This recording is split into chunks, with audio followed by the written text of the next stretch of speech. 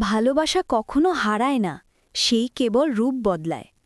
কখনো সে মানুষ হয়ে আসে, আর কখনো বৃষ্টির শব্দ হয়ে জানালায় টোকা দেয়।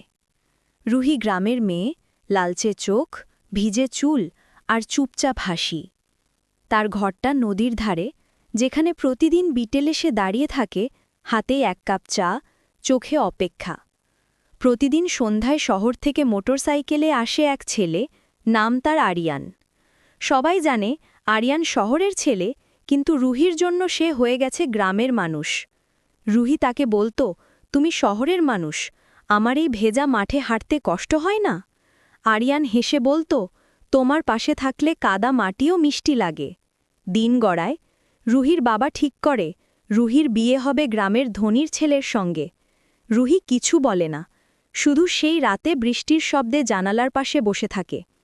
চোখের কোণ দিয়ে বৃষ্টি আর অশ্রু মিশে যায় একসাথে। আরিয়ান ফোন করে, রুহি, আমি আসব কাল রাতে, বৃষ্টিও হলে। রুহি শুধু বলে, তুমি যদি না আসো, আমি জানালা বন্ধ করে দেব চিরদিনের জন্য। রাত নামল, বৃষ্টি বাড়ছে, বিদ্যুৎ নেই, পুরো গ্রাম অন্ধকার। শুধু বজ্রপাতের আলোয় দেখা যায় নদীর জল ফুলে উঠছে। রুহি জানালার পাশে বসে আছে, চুল ভিজে গেছে, ঠোঁট কাঁপছে, চোখে শুধু এক প্রশ্ন, সে আসবে তো? বজ্রপাতের ঝলকে দেখা গেল দূরে একটা মোটরসাইকেলের আলো। রুহি দৌড়ে বাইরে যায়, চিৎকার করে বলে, আরিয়ান! কিন্তু পরক্ষণেই আলোটা নিভে যায়, নদীর গর্জনে হারিয়ে যায় সব শব্দ। পরদিন সকালে নদীর পাড়ে পাওয়া গেল একটা পুরনো হাতঘড়ি, যেটা রুহি একদিন আরিয়ানকে দিয়েছিল, বলেছিল, যতক্ষণ এই ঘড়ি চলে ততক্ষণ আমার অপেক্ষা চলবে।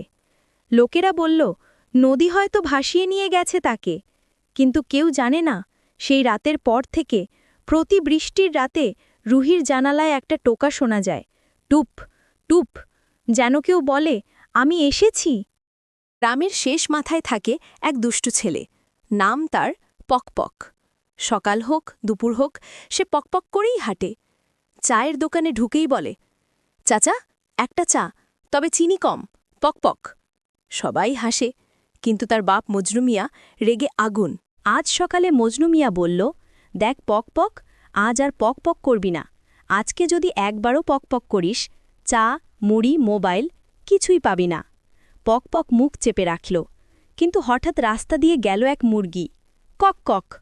পকপকের মুখে এসে গেল শব্দটা, পক পক। সে থেমে গেল, চোখ বড় বড় করে। মজনু মিয়া দূর থেকে দেখে বলল, ওই দেখো, আবার শুরু করলি?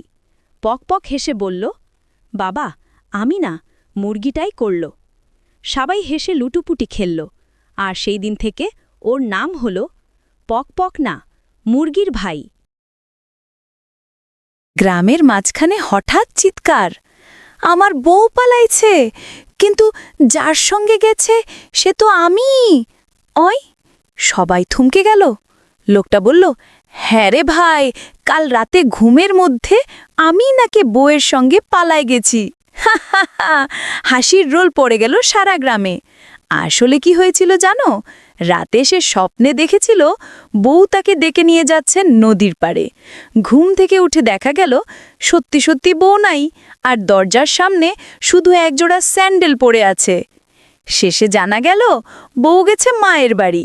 কিন্তু স্বপ্নের গল্পটা এমন ছড়ালো যে গ্রামের সবাই আজও বলে এই লোকটা নিজেই নিজের বউ নিয়ে পালায়। গল্পটা ভালো লাগলে লাইক, কমেন্ট, শেয়ার করে দিয়ে চ্যানেলটিকে সাবস্ক্রাইব করে দিবেন।